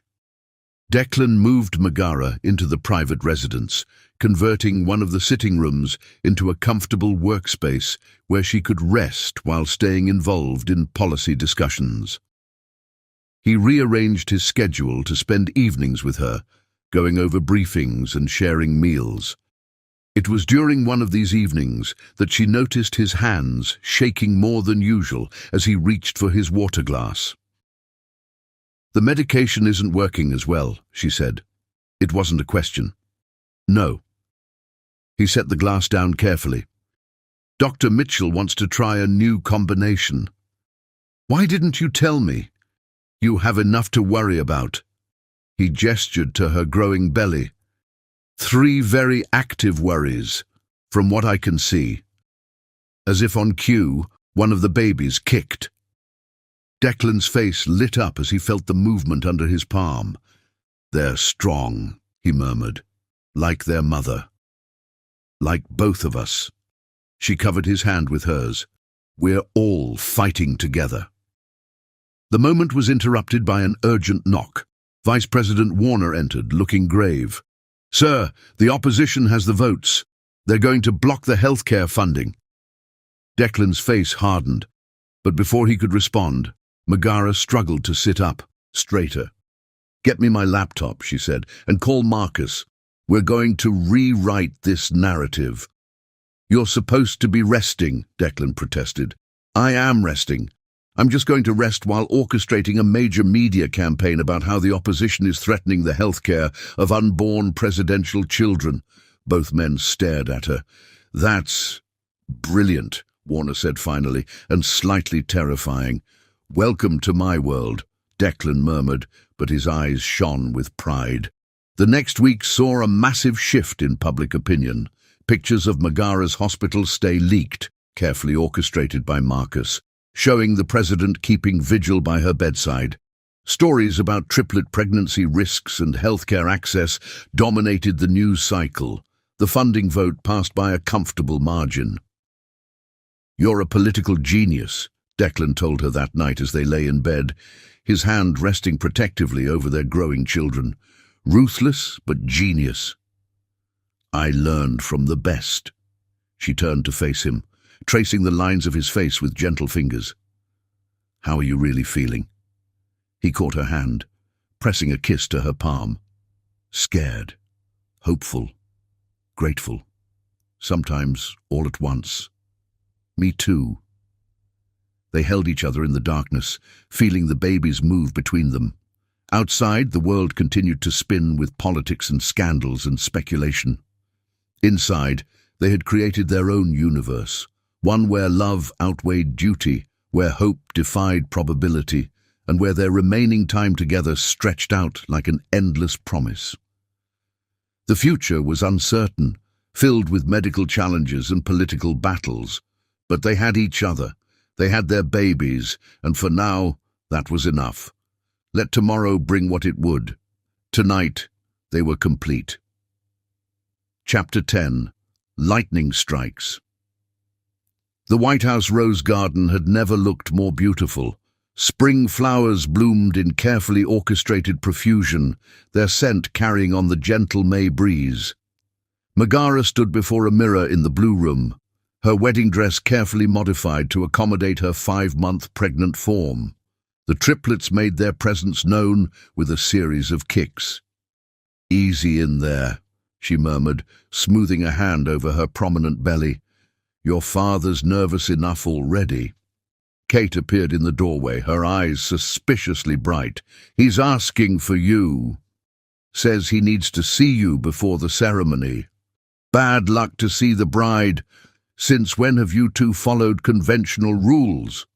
Megara smiled, remembering every broken protocol and shattered precedent that had led to this moment. "Where is he?" She found Declan in the Oval Office, standing at his familiar window. He turned at her entrance, and the look on his face made her heart stop. "You're beautiful," he whispered. The tremor in his hands was worse today, emotion amplifying the symptoms of his condition. But his eyes were clear and bright as he crossed to take her hands. "I needed to give you something," he said softly, "before we do this publicly." From his pocket, he withdrew a small, worn velvet box. Inside was a simple pearl ring. "It was my mother's," he explained. "And her mother's before that. Sarah was supposed to have it, but—" He swallowed hard. "I want you to wear it today. Under your wedding ring. Something old, something private just for us." Tears threatened to ruin her carefully applied makeup as he slipped the pearl ring onto her finger. It fit perfectly. "I love you," she said, the words feeling inadequate for the emotions swelling in her chest. "Even when I'm impossible. Especially then." Their kiss was gentle, mindful of her makeup and his precarious balance. When they separated, his eyes were suspiciously bright. "Ready to scandalize the nation one more time?" he asked with a ghost of his old smirk. "Lead the way, Mr. President." The ceremony itself was a blur of flowers and flashbulbs. The media had been allowed limited access, a concession to transparency that turned their private moment into a public spectacle. But as they exchanged vows beneath the blooming roses, Megara saw only Declan's face, felt only his hands holding hers with careful strength. The reception that followed was carefully orchestrated to minimize his fatigue and accommodate her pregnancy restrictions. They managed one dance, slow and sweet, before retiring to the private residence. "Mrs. Oscar," he murmured against her hair as they swayed together in their bedroom, continuing their private dance. "Doctor." "Salome Oscar," she corrected with a smile. "I'm keeping my name professionally." "Of course you are." His hand splayed protectively over her belly. "Strong and independent, just like—" A sharp gasp cut off his words as Megara doubled over in sudden pain. "Megara!" The fear in his voice was raw. "Something's wrong," she managed through clenched teeth. "The babies." What followed was a nightmare of motion and fear. Secret Service agents clearing. Corridors. Doctors being summoned. Declan's face growing paler with each passing minute. In the hospital, monitors beeped urgent warnings as Dr. Chen examined her with growing concern. "The stress of the wedding." She shook her head. "There's placental disruption. We need to operate now." "It's too early," Megara protested weakly. "They're not ready. They'll have to be."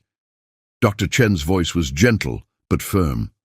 "Mr. President, we need your consent as next of kin." Declan's hand tightened on Megara's. "Save them, all of them." But before they could move her to surgery, his secure phone buzzed with the tone that meant absolute emergency. "Sir," Agent Thompson appeared in the doorway. "Nuclear situation developing in Eastern Europe. Joint Chiefs are requesting immediate authorization for defensive protocols." The world seemed to stop. Megara saw the agony on Declan's face as duty warred with love. "Go!" she whispered. "Save the world. I'll keep our family safe." He kissed her desperately, his hands framing her face. "I love you. All of you." Then he was gone, rushing to prevent one crisis while his heart remained in a hospital room where another crisis unfolded.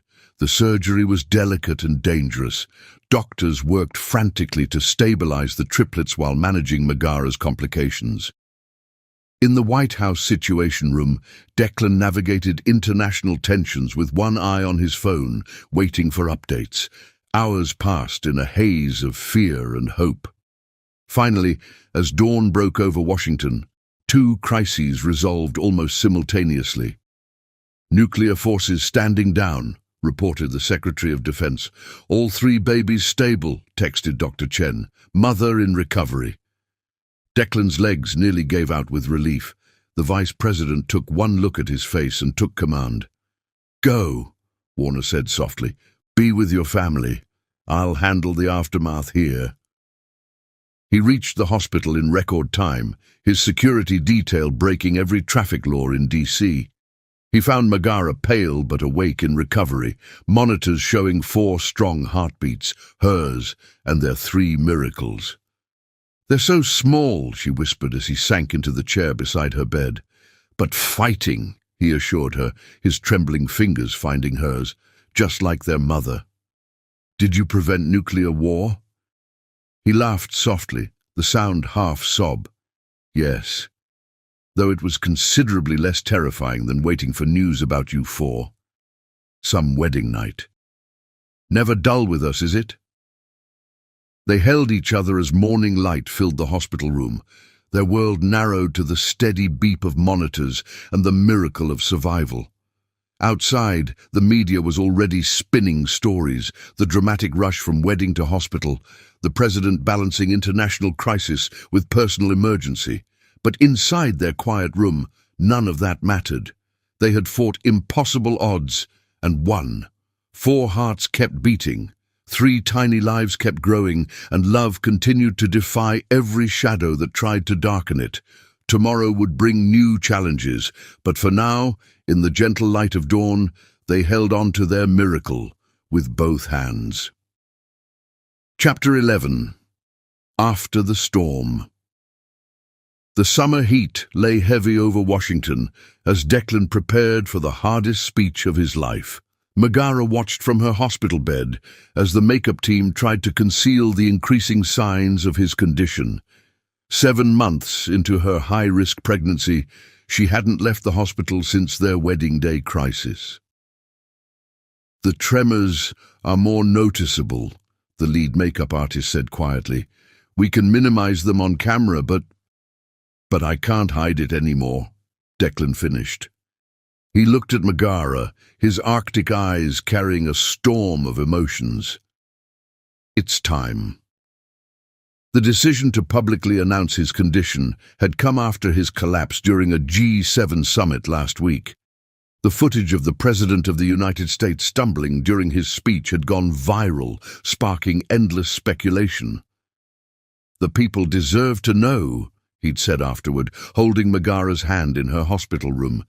"They need to understand why certain decisions are being made, why we're pushing so hard for healthcare reform." Now, as the TV crew set up their equipment in the hospital's private wing, Megara could see the cost of this decision written in the lines of his face. "Come here," she said softly. He moved to sit on the edge of her bed, his hand automatically finding her swollen belly where their triplets moved restlessly.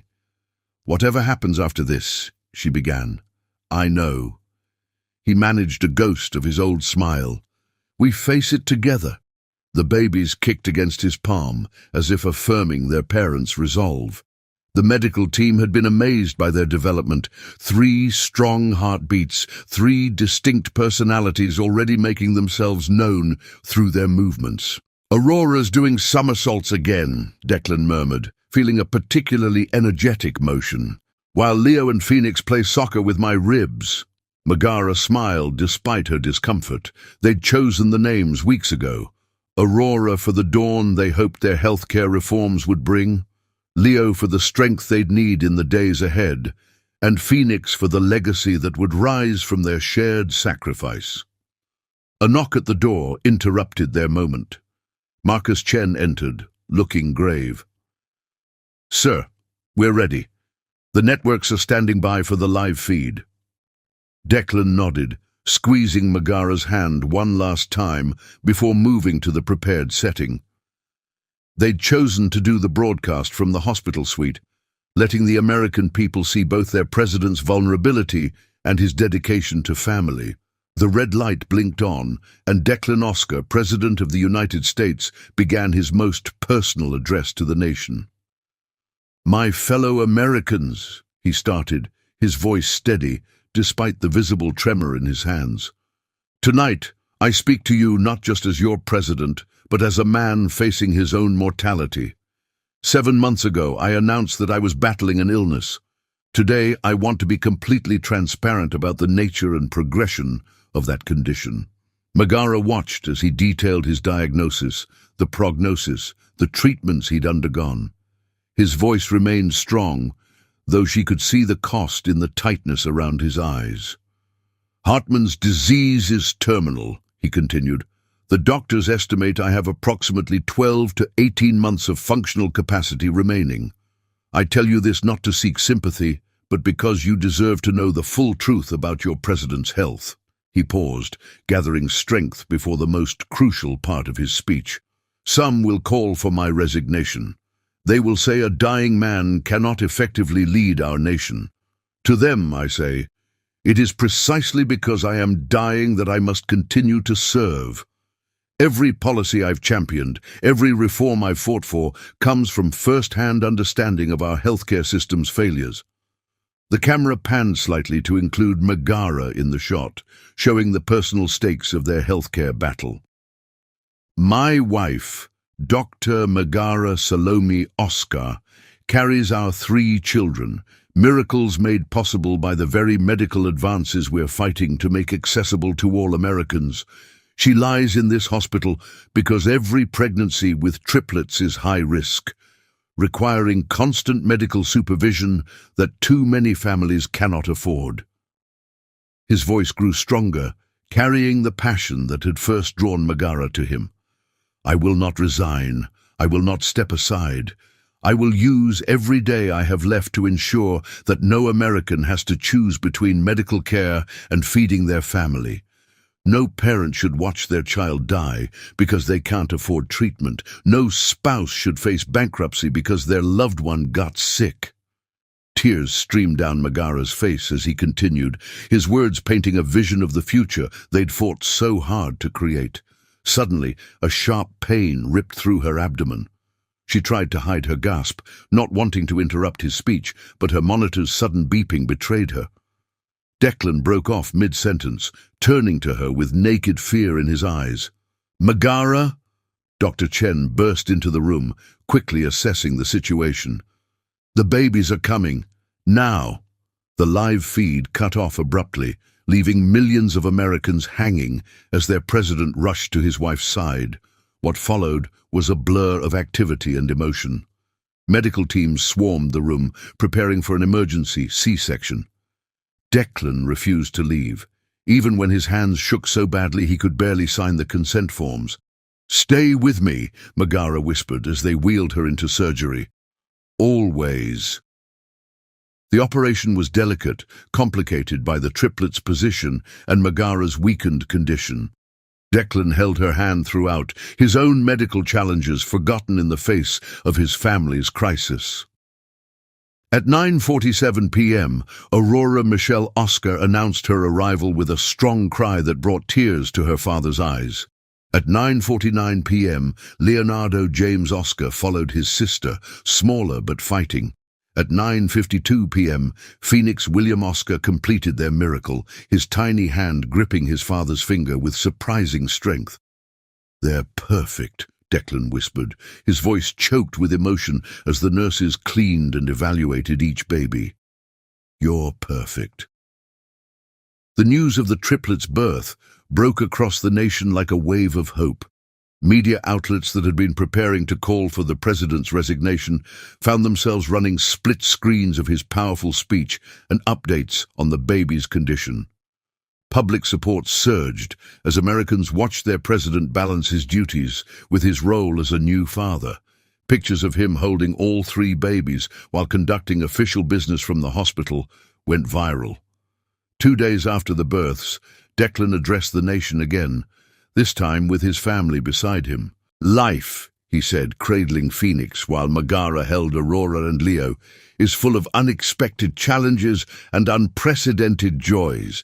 These 3 miracle babies remind us why we fight, why we push for change, why we never give up, even when the odds seem impossible."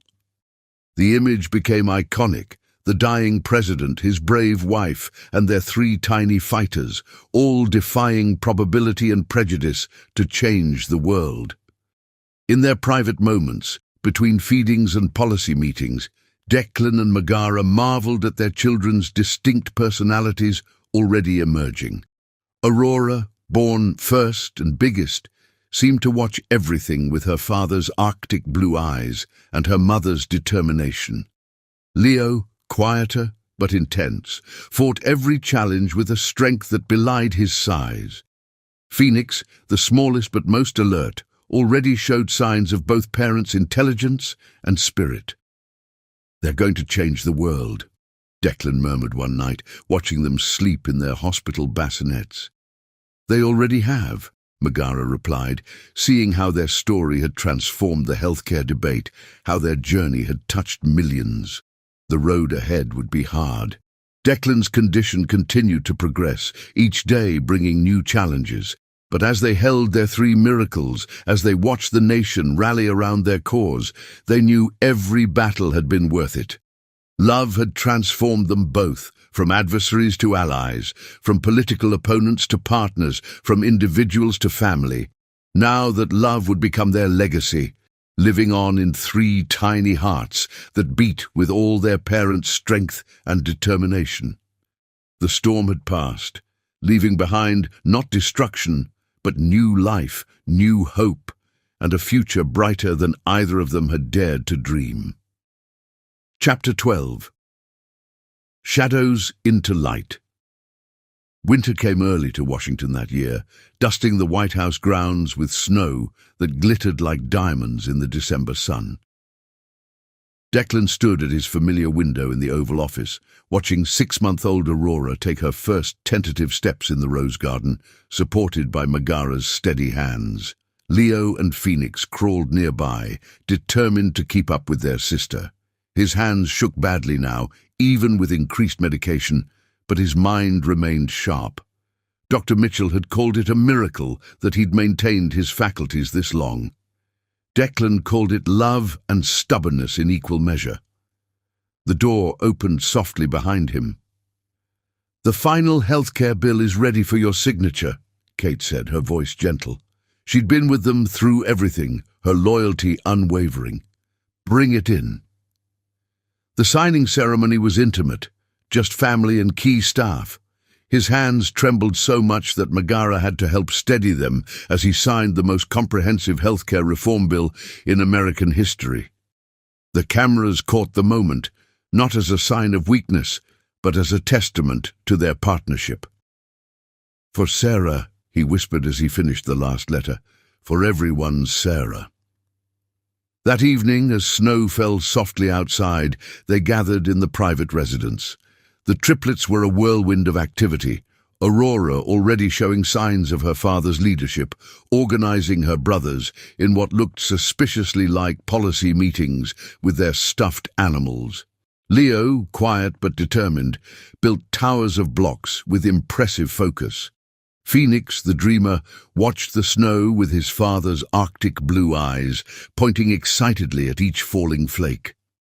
"Tell me again," Megara said softly, curled against him on the sofa. "Tell them how we met." Declan smiled, gathering his children close. "It was a stormy morning in the White House, and this brilliant, beautiful woman walked into my office and changed everything." He told them the story of their journey, edited for young ears but full of love and hope. How two people who started as opponents became partners, then lovers, then a family. How their mother's courage and their father's determination had changed a nation. As he spoke, his voice grew weaker, but his eyes remained bright with joy and pride. The children, sensing something important, stayed unusually still.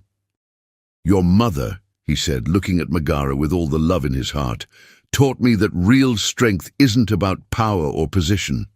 It's about having the courage to love, to change, to fight for what matters." Aurora climbed into his lap, her tiny hand touching his cheek.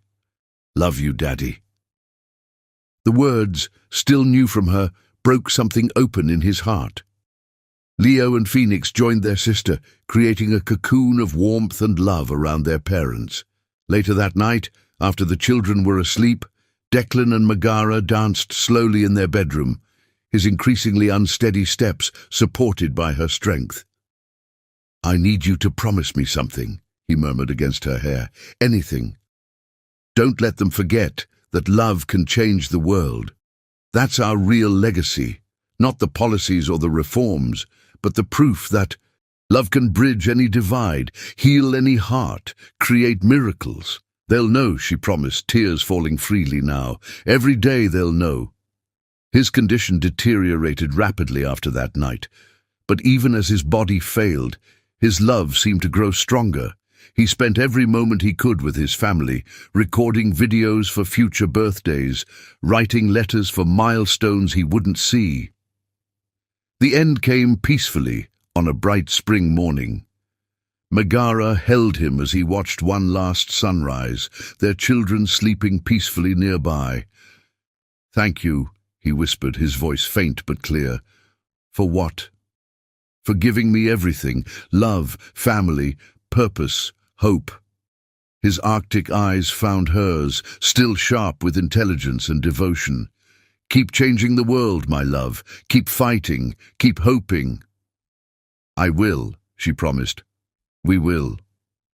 His last smile was radiant with joy and peace. The nation mourned, but Megara kept her promise. She established the Oscar Foundation for Healthcare Innovation, using their story to inspire continued reform. The triplets grew into remarkable individuals, each carrying a piece of their father's legacy. Aurora became a force in healthcare policy, her father's commanding presence tempered by her mother's compassion. Leo channeled his quiet strength into medical research, finding new ways to fight diseases like the one that took his father. Phoenix became a storyteller, keeping his father's memory alive through words that touched hearts and changed minds. On the 10th anniversary of the healthcare bill's signing, Megara stood in the rose garden with her children, now old enough to understand the full weight of their parents' journey. "Your father," she told them, "believed that love was the most powerful force in the universe, strong enough to change hearts, heal wounds, break down walls." He was right. She looked up at the White House, remembering every moment, from that first contentious meeting to their final sunrise. "Sometimes the greatest shadows," she said softly, "lead us to the brightest light." Above them, cherry blossoms danced in the spring breeze, their petals catching the sunlight like falling stars. In that moment, she could almost feel Declan's presence. In Aurora's determined stance, in Leo's thoughtful gaze, in Phoenix's dreamer's heart. Their love story had become legend, studied in history books and political sciences classes, but the real magic wasn't in the policies they'd changed or the barriers they'd broken. It was in the quiet moments, a dying man teaching his son to tie a tie through video recordings, a mother telling bedtime stories about a president who learned to love, 3 children growing up knowing they were born from a love strong enough to change the world. In the end, that was Declan Oscar's greatest legacy. Not the bills he'd signed or the reforms he'd championed, but the proof that love could transform shadows into light, pain into purpose, endings into new beginnings. And in the hearts of those he left behind, that light would shine forever. Subscribe if you liked.